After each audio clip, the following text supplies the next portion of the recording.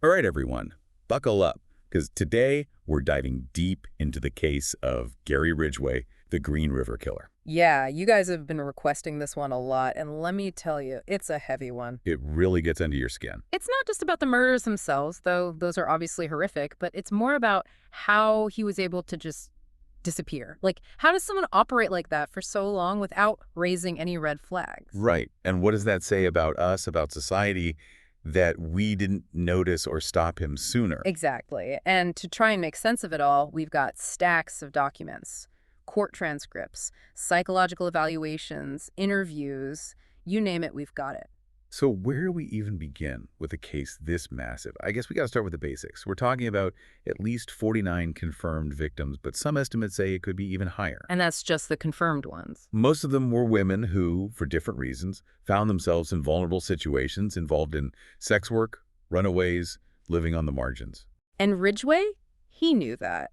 He specifically targeted women on Seattle's The Strip. Women who were less likely to be reported missing. Women he knew no one would be looking for. It's just heartbreaking to prey on someone's vulnerability like that. It's just unthinkable. And then to think about his actual methods. He'd often lure these women into his truck, sometimes promising them money or even, get this, using a picture of his son to seem less threatening. Can you imagine? That's pure manipulation. Just cold and calculated. He knew how to appear harmless, how to gain their trust, and then... It's almost too awful to talk about, but I think we have to. He'd drive them to secluded areas, sometimes his house, sometimes wooded areas, even his work truck. And that's where he'd strangle them. He often used ligatures, his hands, whatever was close. And the truly disturbing part, it didn't stop there. He would often return to the bodies. You mean? He engaged in necrophilia. It's a chilling detail, and one that speaks to the level of depravity we're dealing with. It's like he wanted to exert power, even in death. Control was a huge part of it. Absolutely, and you see that in how meticulously he disposed of the bodies, too. He'd dump them in clusters, sometimes pose them, even leave personal items scattered around. It's like he wanted to throw investigators off his trail, like it was all some kind of sick game to him.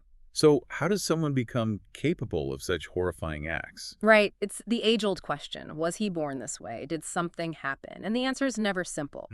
But to even begin unpacking that, we have to go back to his childhood. And let me tell you, it was far from idyllic. Oh, yeah.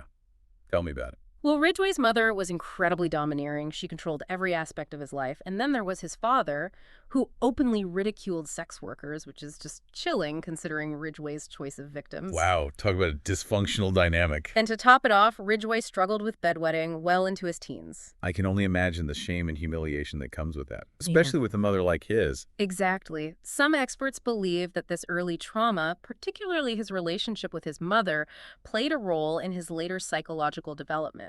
It's like all that anger and resentment, it had to go somewhere. And it's important to remember correlation doesn't equal causation.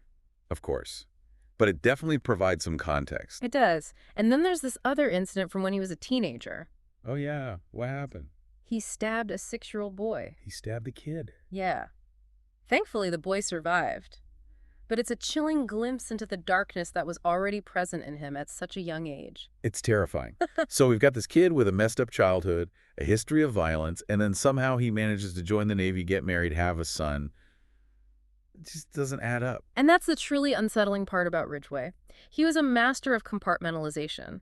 On the surface, he lived what appeared to be a normal life.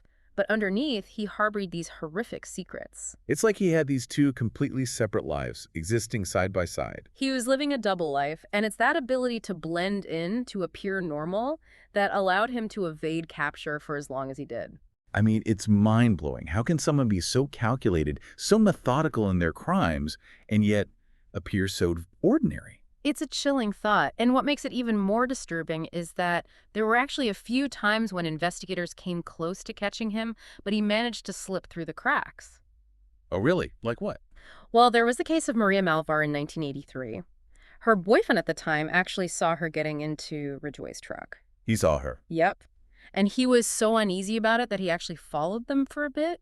He even called the police when he saw Ridgway's truck parked at his house later that night. So they went to Ridgway's house. Did anything come of it? They questioned him, but without any solid evidence, they couldn't hold him. Wow.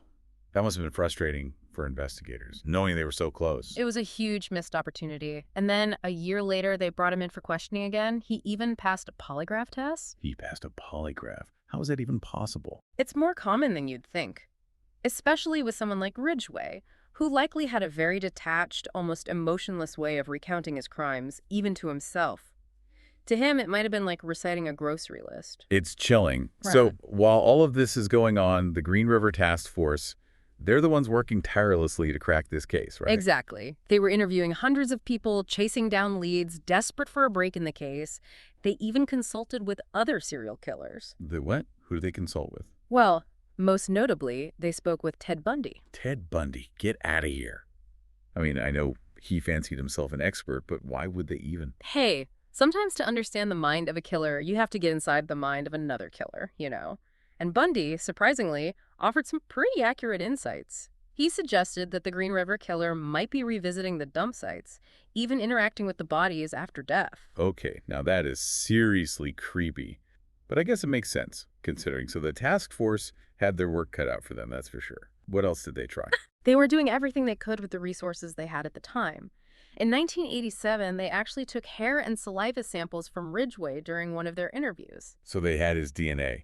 Well, sort of. The technology to analyze DNA was still in its very early stages back then. It would be years before they could actually use those samples to link him to the crimes. So they had the evidence, but no way to really use it. Exactly. Talk about frustrating. And during those years, Ridgway's just living his life completely under the radar. Right. It's mind-boggling. He even got married again during this time to his third wife, Judith. No way.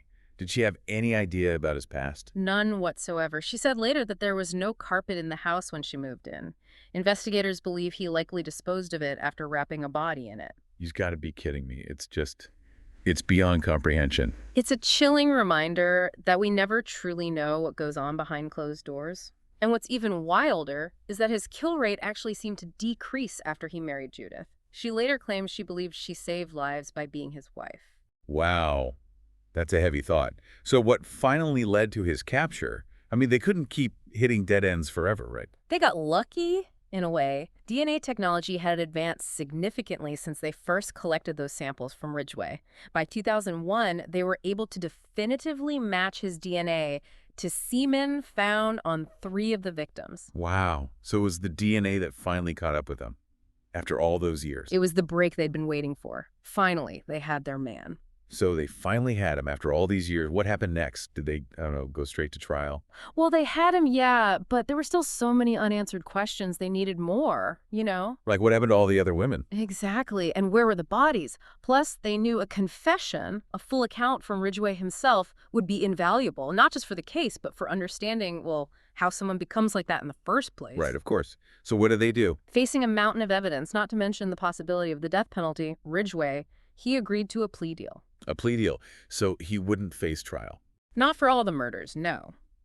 He agreed to lead investigators to the remains of his victims in exchange for life in prison without parole. Wow. That must have been a tough pill to swallow for a lot of people. It was a controversial decision, absolutely. Some people felt like justice wouldn't truly be served without a trial, without the death penalty being on the table. I can see that. But I guess for the families, the need for closure, for answers, maybe even just to have their loved ones back to bury them properly? It was a powerful motivator. Many of the families actually supported the plea deal. It was the only way they felt that they might finally get some answers. It's a lot to process. To be in their shoes, I can't even imagine. So he agreed to the plea deal, and then what? The confessions began, and they were harrowing, to say the least. What did he say? Was he, like, remorseful? Did he explain anything? That's the thing. It was almost like he was detached from it all, emotionless. He described the murders in detail, sometimes even laughing about how he tricked the victims. It was chilling. God, that just sends shivers down my spine. It's like he was reliving it all, but without a shred of guilt or empathy. Exactly. And it goes back to that need for control we talked about earlier. He seemed to get some kind of sick satisfaction from recounting his crimes, knowing how much power he held, even now. So what about the whole nature versus nurture question? Did he offer any insights into why he did it? Was it his childhood? Was he, I don't know, born evil? Unfortunately, there are no easy answers. The experts who evaluated him pointed to potential factors like his dysfunctional family, his history of bedwetting, the violence he exhibited as a teenager. But ultimately, it seems like it was a perfect storm of factors that came together to create this monster. A perfect storm. And his diagnosis, necrophilia, sexual sadism, those are deep-rooted psychological conditions, not just things you pick up along the way. There is something inherently different about how his mind was wired. So where does that leave us? I mean, what can we possibly learn from a case as dark and disturbing as this? What's the takeaway? It's a sobering reminder that evil doesn't always announce itself. It can be hiding in plain sight behind a seemingly normal facade. And that's a terrifying thought. It really is. But it also highlights the importance of things like forensic science. Without those DNA advancements, who knows how long he might have continued killing. It's true. And I think it also speaks to the resilience of the human spirit. The families of the victims, the investigators who never gave up hope, even in the face of such darkness.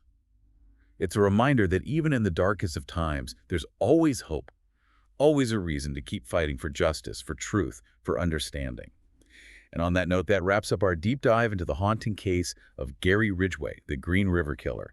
It's a case that will stay with you long after the credits roll, a chilling reminder of the capacity for evil that exists within the human heart. But it's also a testament to the power of perseverance, of science, and of the unyielding pursuit of justice, even when those answers are the hardest to find. Thanks for joining us.